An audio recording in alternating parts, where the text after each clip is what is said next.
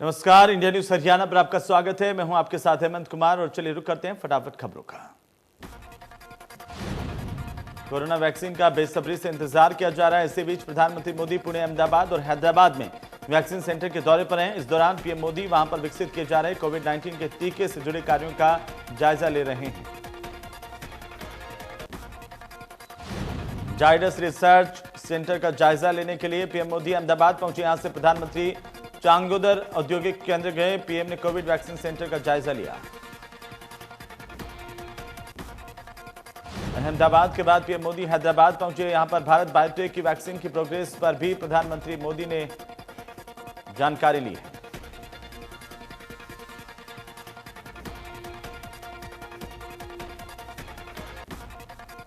कांग्रेस नेता राहुल गांधी का केंद्र सरकार पर निशाना, ट्वीट कर लिखा, हमारा नारा जय जवान जय किसान का था, लेकिन पीएम मोदी ने अहंकार ने जय जवान को किसान के खिलाफ खड़ा कर दिया। प्रियंका गांधी ने भी ट्वीट करते हुए बीजेपी सरकार पर वार किया, लिखा कि बीजेपी सरकार में खरबपति मित्रों के लिए कालीन डाली जाती है, लेकिन किसानों के लिए दिल्ली आने के लिए रास्ते में गड्ढे खोद दिए जाते हैं। पंजाब के मुख्यमंत्री कैप्टन अमरिंदर सिंह परवेज ने निशाना साधा, कहा कि किसान बिल पूरे देश के लिए लाए हैं और पंजाब को छोड़कर पूरे देश के किसानों ने इन्हें स्वीकार कर लिया। इसने कहा कि पंजाब में अमरिंदर सिंह की इंजीनियरिंग की वजह से ये किसान आंदोलन हुआ। केंद्रीय कृषि मंत्री ने किसानों को बातचीत के लिए बुलाया है। उम्मीद है कि उन्हें यह बात समझ में आ जाएगी। देश की अर्थव्यवस्था को लेकर राहुल गांधी ने पीएम मोदी पर निशाना साधा। इसे लेकर विज ने कहा कि न जाने राहुल गांधी को कौन आंकड़े समझाता है। अब कोरोना से उबर कर देश पटरी पर लौट रहा है। कोरोना के बढ़ते मामलों को देखते हुए सरकार ने स्कूलों को लेकर बड़ा फैसला किया। स्वास्थ्य विभाग ने फैसला किया है कि हरियाणा में सभी स्कूल अगले 10 दिन तक और बंद रखे जाएंगे।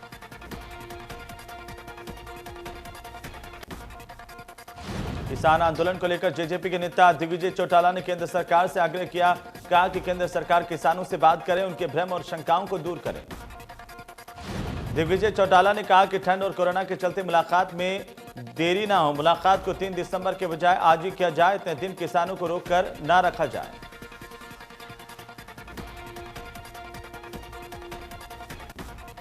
किसानों के आंदोलन पर इनेलो के नेता अभय चौटाला ने कहा कि फसलों की एमएसपी पर खरीद की गारंटी की मांग जायज है। जहां हर क्षेत्र का योगदान माइनस में रहा है, वहीं कृषि विकास दर 3.4% रही। अभय चौटाला ने कहा कि प्रदर्शन के दौरान हुई 2 किसानों की मौत बेहद दुखद है। दोनों किसान परिवारों को सरकार 1-1 करोड़ का मुआवजा और सरकारी नौकरी दे। अभय चौटाला ने यह भी कहा कि ऐसा पहली बार देखने को मिल रहा है कि सरकार रोड जाम कर रही है और आंदोलन कर रहे किसान अपनी मांगों को मनवाने के लिए रोड खुलवा रहे हैं। कृषि कानूनों के खिलाफ प्रदर्शन कर रहे किसानों ने टीकरी और सिंधु बॉर्डर पर अपना डेरा जमाया। पंजाब से दिल्ली आए किसानों को बुराड़ी के निरंकारी मैदान पर प्रदर्शन की अनुमति दी गई है।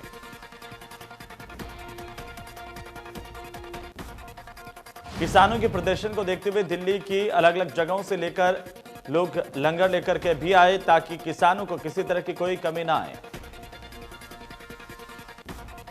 बॉर्डर पर किसान डटे हुए हैं। पंजाब से आए किसानों का कहना है कि हमारा विरोध तब तक जारी रहेगा जब तक कि कृषि कानूनों को वापस नहीं लिया जाता।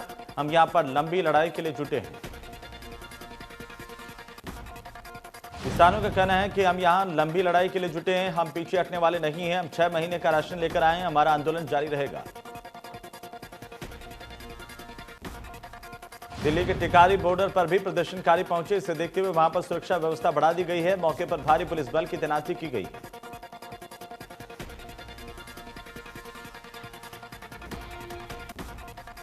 सिंधु बॉर्डर पर पंजाब के किसानों ने मीटिंग की। मीटिंग में इस बात को लेकर चर्चा की गई कि किसान अपना प्रदर्शन यहीं से करेंगे या दिल्ली की बुराड़ी के निरंकारी समागम ग्राउंड में पहुंचेंगे। उत्तर प्रदेश के बिजनौर से भी कुछ किसान दिल्ली के बुराड़ी ग्राउंड पहुंचे हैं। किसानों का कहना है कि प्रदर्शनकारी किसानों को समर्थन देने का वादा किया है। उधर जुलाना से किसानों का जत्था रवाना किया गया। जुलाना कस्बे में जगह जगह किसानों का स्वागत कर उनका हौसला बढ़ाया गया और किसानों को खाना भी खिलाया गया। किसान आंदोलन के दौरान हुए उत्पाद को लेकर गोहला चीका पुलिस ने मामला दर्ज किया है। पुलिस ने किसान नेता, आम आदमी पार्टी के नेता, आशा वर्कर और आंगनबाड़ी वर्कर समेत करीब 200 लोगों पर मुकदमा दर्ज किया है। इन सब पर सरकारी काम में बाधा डालने, चोरी, सरकारी संपत्ति को नुकसान पहुंचाने और बाकी आईपीसी की धाराओं के तहत मुकदमा दर्ज किया गया। कैथल के 3 किसान नेताओं को जेल से रिहा किया गया। पुलिस ने किसान आंदोलन को लेकर 25 नवंबर को पूरे हरियाणा में काफी संख्या में किसानों को उनके घरों से उठवाया था। भारतीय किसान यूनियन के युवा प्रदेश अध्यक्ष को हरियाणा रोडवेज के से उस समय वक्त हिरासत में लिया गया था जब वे बस से दिल्ली जा रहे थे। इसी तरह से किसान नेता सतपाल को शादी समारोह से ही हिरासत में ले लिया गया था। जेल से छूटने के बाद किसान नेताओं ने बताया कि हरियाणा सरकार के दबाव में जिला पुलिस ने उनको बिना किसी नोटिस उनके घरों से उठाया, जेल में डाल दिया, जबकि कानून के मुताबिक उन्हें नोटिस देना चाहिए था।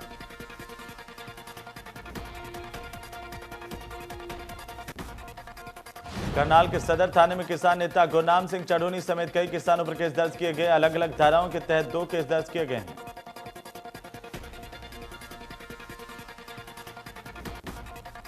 दिल्ली कूच के दौरान ट्यूकर बॉर्डर पर बैरिकेड तोड़ने पंजाब के किसानों के खिलाफ पिहोवा के साथ साथ शाहबाद में डिजास्टर मैनेजमेंट एक्ट की धारा के तहत केस दर्ज किए गए। शाहबाद में पुलिस से उलझने, बैरिकेडिंग तोड़ने और हत्या के प्रयास में 11 किसान नेता नामजद किए गए, जबकि पिहोवा में 6 किसान नेता नामजद हैं। उत्तर प्रदेश में लव जिहाद के खिलाफ राज्य सरकार के पारित अध्यादेश को राज्यपाल आनंदीबेन पटेल ने अपनी मंजूरी दे दी है। इसी के साथ ये नया कानून उत्तर प्रदेश में लागू हो गया। 24 नवंबर को उत्तर प्रदेश कैबिनेट ने लव जिहाद पर अध्यादेश को मंजूरी दी थी। इसके बाद इसे राज्यपाल के पास पारित करवाने के लिए भेजा गया। राज्यपाल आनंदीबेन पटेल ने इस अध्यादेश को अपनी मंजूरी दी। अब 6 महीने के अंदर इस अध्यादेश को राज्य सरकार से विधानसभा से पास करवाना पड़ेगा। अध्यादेश के मुताबिक धोखे से धर्म बदलवाने पर 10 साल तक की सजा होगी। सहमति से धर्म परिवर्तन करने के लिए जिलाधिकारी को 2 महीने पहले सूचना देनी होगी। यमुनानगर में पिछले काफी समय से आरटीओ अधिकारियों की रैकी कर जानकारी लीक करने वाले व्हाट्सएप ग्रुप के एडमिन के खिलाफ केस दर्ज कर उसे गिरफ्तार किया गया। ग्रुप के लोग पुलिस और आरटीओ विभाग के अधिकारियों की रैकी करते थे। अधिकारी किसी भी इलाके में चेकिंग करने के लिए जाते थे तो वाहन चालकों के पास व्हाट्सएप ग्रुप पर मैसेज आ जाते थे। इससे ओवरलोडिंग का खेल चल रहा था। आरटीओ अधिकारी ने पुलिस को इसकी शिकायत दी। बताया कि वो ओवरलोडेड वाहनों की जांच के दौरान उनको शक हुआ कि कोई उनका पीछा कर रहा है। इसके बाद ग्रुप का खुलासा किया गया। मेलबगढ़ में लावारिस हालत में रोते हुए मिले 2 बच्चों को पुलिस ने बरामद करके उनके परिजनों के हवाले किया है। बच्चों को पुलिस ने बस अड्डे पर लावारिस हालत में पाया था।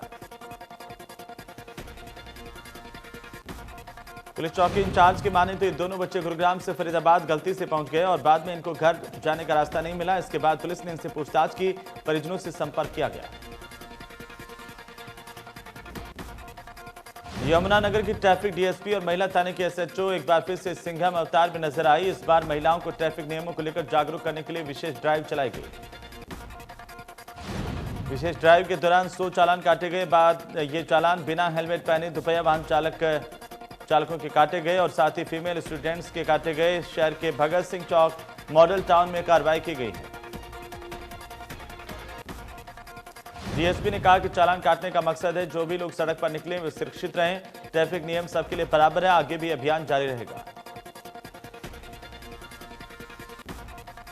फतेहाबाद के गांव धांगड़ के चौधरी पेट्रोल पंप पर कार सवार 5 लुटेरों ने लूट की वारदात को अंजाम दिया। पिस्टल, चाकू और डंडे के बल पर 25,000 रुपए की नकदी, एटीएम और कार में तेल डलवाकर लुटेरे फरार हो गए। पेट्रोल पंप पर लगे सीसीटीवी में लूट की वारदात कैद हुई है। पेट्रोल पंप कर्मचारियों ने विरोध किया तो उन्हें जान से मारने की धमकी दी गई। लुटेरे कार में सवार होकर पहुंचे थे। भिवानी के दिनोद गांव में युवक की लाश पेड़ से लटकी हुई मिली। युवक की पहचान सांडवा गांव निवासी के तौर पर हुई है। मृतक की जेब से सुसाइड नोट बरामद किया गया। मृतक की पत्नी ने बताया कि उसका पति दिनोद गांव में किसी से पैसे लेने के लिए आया था। इसके बाद अब उसकी लाश मिली। ऐसा लग रहा है कि किसी ने उसकी हत्या की।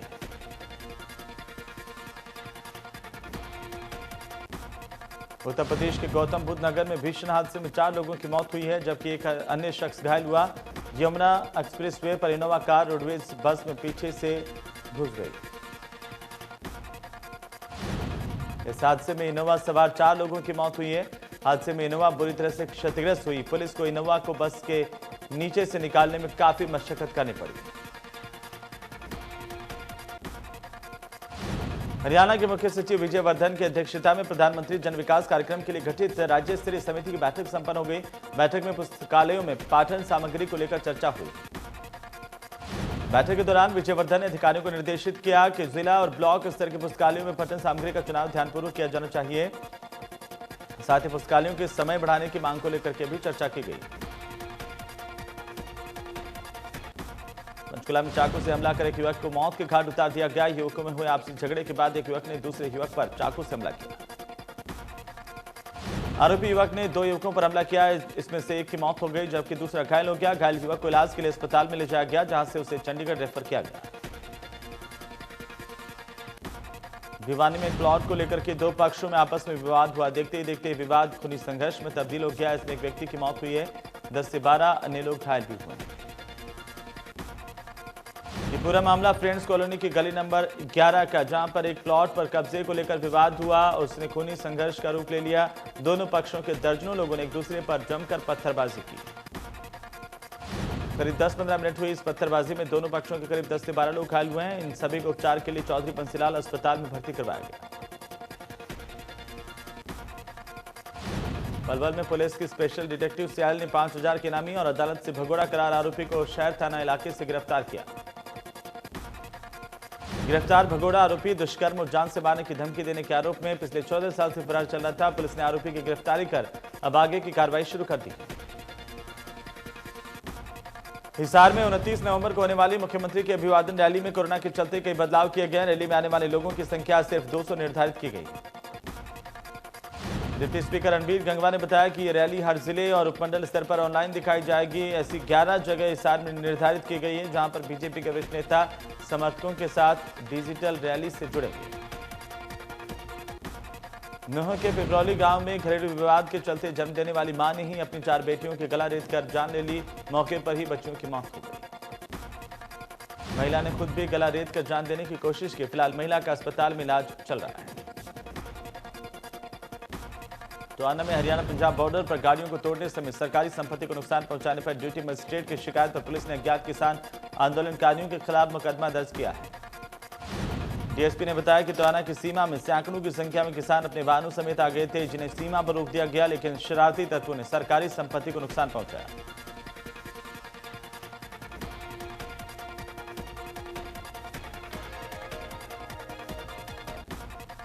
पलवल में यातायात पुलिस की ओर से बिना मास्क के घूमने वाले वाहन चालकों के चालान काटे गए। साथ ही उन्हें मास्क लगाने के लिए जागरूक भी किया गया।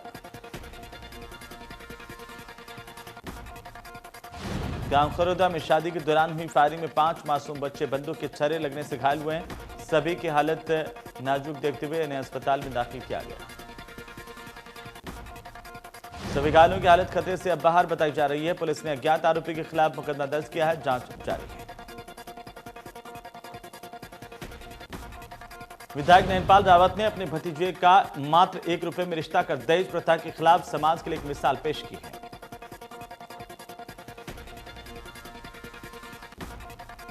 करनाल के गांव जलमाना के पास सड़क हादसा हुआ। कार को ट्रैक्टर ट्रॉली ने टक्कर मारी। एक व्यक्ति की हादसे में मौत हुई है।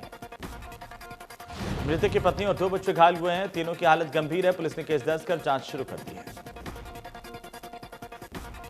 परिवार का पहचान पत्र बनाने के लिए पैसे ऐंठने वाले कॉमन सर्विस सेंटर के संचालकों को नगरपालिका प्रशासन ने सख्त हिदायत जारी की है। नगरपालिका अधिकारियों के मुताबिक परिवार पहचान पत्र बनाने के लिए कोई भी सीएचसी संचालक फीस नहीं वसूल सकता, क्योंकि पीपीपी बनाने के लिए सरकार सीएचसी संचालकों को 20 रुपए प्रति एंट्री देती है। उपभोक्ता के लिए पीपीपी निःशुल्क है। यदि कोई सीएचसी संचालक पीपीपी के एवज में चार्ज वसूलता है तो उसका लाइसेंस रद्द किया जा सकता है और कड़ी कार्रवाई होगी। गरोंडा के बलहेड़ा गांव में 2 बाइक सवार बदमाशों ने शादी समारोह से लौट रहे एक व्यक्ति की गोली मारकर हत्या कर दी। हमलावरों ने ताबड़तोड़ 4 गोलियां चलाई, मौके से फरार हो गए। ग्रामीणों ने एक बदमाश को मुंडीगढ़ी के पास दबोच लिया और पुलिस के हवाले किया। एक हत्या आरोपी मृतक का ममेरा भाई बताया जा रहा है। पुलिस ने हत्या के मामले की जांच शुरू कर दी है। सिरसा से दिल्ली कूच कर रहे किसानों के जत्थों को रोकने के लिए प्रशासन ने रोड ब्लॉक किए थे। रोड ब्लॉक होने की वजह से एक बारात जाम में फंस गई।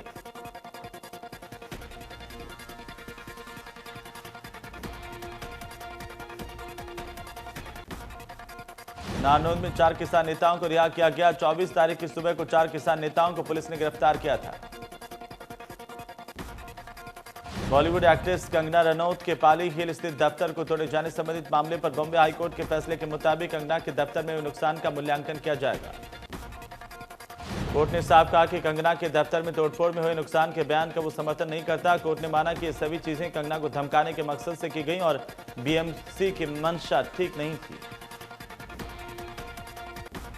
प्रदेश में पिछले 24 घंटे में कोरोना के 2135 नए केस सामने आए। पिछले 24 घंटे में 29 मरीजों की मौत हुई है। एक्टिव केस का आंकड़ा 20,400 के पार चला गया। गुरुग्राम में 698 नए मरीजों की पहचान हुई। 4 मरीजों की जान चली गई। टोटल केस 47,000 से ज्यादा। फरीदाबाद में 468 नए केस मिले। 5 मरीजों की कोरोना की वजह से मौत हुई। कुल केस का आंकड़ा 39,000 के पार पहुंच गया। देश में 24 घंटे में 41,353 नए केस मिले हैं। 486 मरीजों की मौत हुई है। 93,51,000 से ज्यादा टोटल केस हुए हैं। 4,53,000 से ज्यादा केस एक्टिव हैं। दिल्ली पर कोरोना का शिकंजा 24 घंटे में सामने आए। 5,482 नए केस, 98 लोगों की मौत हुई। 38,000 से ज्यादा केस एक्टिव हैं। महाराष्ट्र में कोरोना से एक दिन में हुई 85 मरीजों की मौत। कुल मौत का आंकड़ा 46,898 के पार। अभी भी 87,969 केस एक्टिव हैं। तमिलनाडु में कोरोना से हाहाकार। एक दिन में आए 1,442 नए मामले। अभी भी 11,000 से ज्यादा केस एक्टिव। अब तक 11,681 से ज्यादा की मौत। उत्तर प्रदेश में कोरोना से लोगों का बुरा हाल। एक दिन में 2,298 नए केस। अब तक 5,04,411 से ज्यादा मरीज ठीक हुए हैं। 25,639 केस एक्टिव हैं। राजस्थान में कोरोना के 28,000 से ज्यादा केस एक्टिव हैं। एक दिन में 3,093 नए केस सामने आए। मरीजों का आंकड़ा 2,60,000 के पार चला गया। आंध्र प्रदेश में एक दिन में आए कोरोना के 733 नए केस। मरीजों का आंकड़ा 8,66,000 के पार। 12,000 से ज्यादा एक्टिव केस। पूरी दुनिया में कोरोना के आंकड़े 6 करोड़ 19 लाख के पार हो गए। अब तक 14,48,000 से ज्यादा मरीजों ने जान गंवाई है। पूरी दुनिया में अब 1 करोड़ 77 लाख के पार कोरोना के केस एक्टिव हैं। अमेरिका में कोरोना ने जमकर तबाही मचाई। कुल मरीजों की संख्या 1 करोड़ 34 लाख के पार। अब तक 79,45,000 से ज्यादा मरीज ठीक हुए हैं। कोरोना के मामले में पूरी दुनिया में तीसरे नंबर पर ब्राजील। अब तक 1,71,000 से ज्यादा मरीजों ने कोरोना के चलते अपनी जान गंवाई। कुल मरीजों की संख्या 62,38,000 के पार चली गई। रूस में कोरोना के मरीजों की संख्या लगातार बढ़ रही है। कुल मरीजों की संख्या 22,15,000 के पार चली गई। अभी भी 4,64,000 से ज्यादा केस एक्टिव हैं।